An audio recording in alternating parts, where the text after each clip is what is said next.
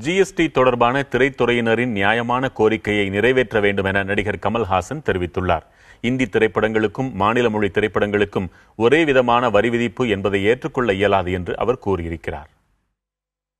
பல முதலமைச்சர்கள் தென்னிந்தியாவில் இந்த துறையிலிருந்து, பல பாலிட்டிஷியன் இந்த துறையிலிருந்து வந்திருக்காங்க. அந்த துறையை நீங்க ஒரு பாவச்செயல் என்னும் பட்டியலில் சேர்க்கக்கூடாது என்பது எங்களுடைய அழுத்தமான கருத்து. சூதாட்டம் போன்றது அல்ல இது.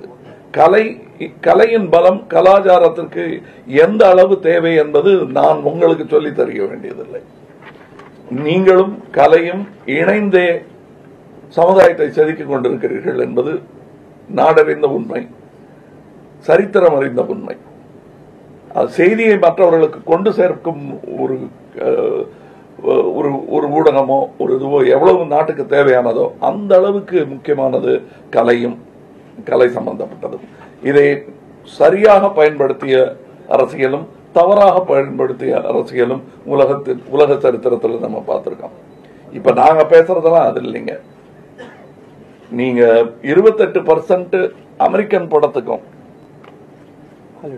ஹாலிவுட் பிலிம்ஸ்க்கும் தமிழ் சினிமாவுக்கும் இந்தி சினிமாவுக்கும் ஒரே பட்டியலில் போட முடியாது. ஏனென்றால் நாங்க அதனால இந்தி சினிமாவை எதிர்த்து பேசுவதாகி விடாது. நாங்க எங்க தேசிய கீதம் பெங்காலில இருக்கு, அது சந்தோஷமா பாடிக்கிட்டு இருக்கிறவங்க நாங்க.